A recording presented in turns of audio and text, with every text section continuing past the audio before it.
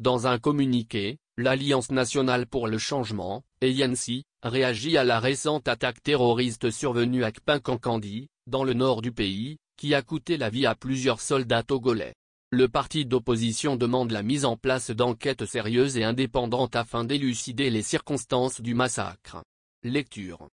L'ANC exige une enquête indépendante et sérieuse pour élucider les circonstances du massacre de nos soldats à Kpinkankandi. De sources généralement bien informées mais non officielles, l'Alliance nationale pour le changement, ANC, apprend que depuis le 20 juillet 2024, une attaque terroriste singulièrement sanglante a décimé un poste de défense avancé constitué par les forces armées togolaises, FAT, à Kpinkankandi, dans la région des Savanes, vers la frontière entre le Burkina Faso et le Togo. Les informations disponibles font état de dizaines de soldats togolais massacrés, en fuite ou portés disparus, d'un impressionnant lot d'armes et de munitions emportées par les assaillants qui ont, en outre, détruit de nombreux véhicules et autres matériels militaires appartenant aux FAT. Comme à leurs habitudes d'opacité et de rétention d'informations, les autorités togolaises n'ont toujours pas annoncé l'agression, ni publié aucun bilan. Malgré une note diplomatique relayée par les médias et exprimant les condoléances de la République du Niger à notre pays suite à la tragédie, malgré la diffusion de la nouvelle par de nombreux médias nationaux et internationaux ainsi que les réseaux sociaux, le chef de l'État et le gouvernement RPT UNIR restent enfermés dans un mutisme abscon, au demeurant méprisant et outrageant pour le peuple togolais qui pleure ses fils et ses filles, sauvagement massacrés dans le nord du Togo. L'ANC exprime sa peine face à cette nouvelle agression dont Kpinkankandi est pour la deux fois le théâtre, adresse ses condoléances et sa compassion aux familles des victimes militaires comme civiles et apporte son soutien et sa solidarité aux populations traumatisées de la préfecture de Kpandjal et de la région des Savanes.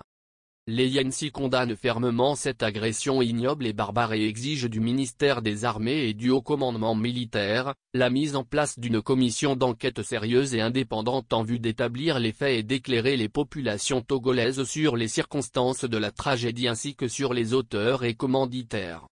Il est en effet inacceptable que nos soldats soient pour ainsi dire sacrifiés en raison de dysfonctionnements et d'errements que l'ANC se refuse de considérer comme une fatalité. On constate que le renseignement militaire est visiblement défaillant tandis que le déploiement des effectifs avec des équipements appropriés pour contenir et repousser toute agression est inadéquat. Et précisément, au moment où se déroulait l'ignoble massacre de nos soldats à Kpinkankandi, la région de la Kara, voisine et proche de la région des Savanes, était en sureffectif et surarmée, aux fins d'assurer la sécurité du chef de l'État qui présidait en personne, comme d'habitude, la fête tribale des Evala, avec danse et ripaille. Il est également inacceptable que des terroristes arrivent à attaquer impunément une caserne en zone déclarée zone de guerre, sans se heurter à une riposte vigoureuse, dès lors que l'on nous a annoncé avec force détail que notre pays a acquis du matériel devant assurer la couverture aérienne de la partie septentrionale de notre pays. On a acheté des hélicoptères, des drones, des véhicules blindés. Comment est-ce possible que des terroristes puissent débouler sur une caserne sans que des guetteurs n'aient eu le temps de lancer l'alerte?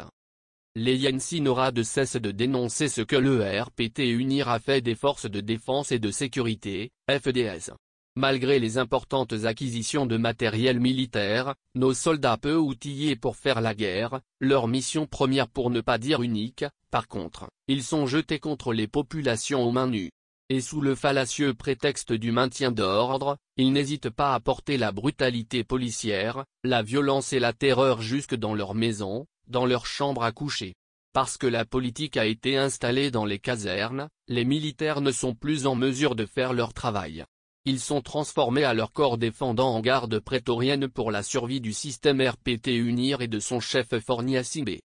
La crise de confiance née de l'instrumentalisation des FDS est profonde et rend difficile la bonne et nécessaire collaboration entre notre armée et les populations civiles.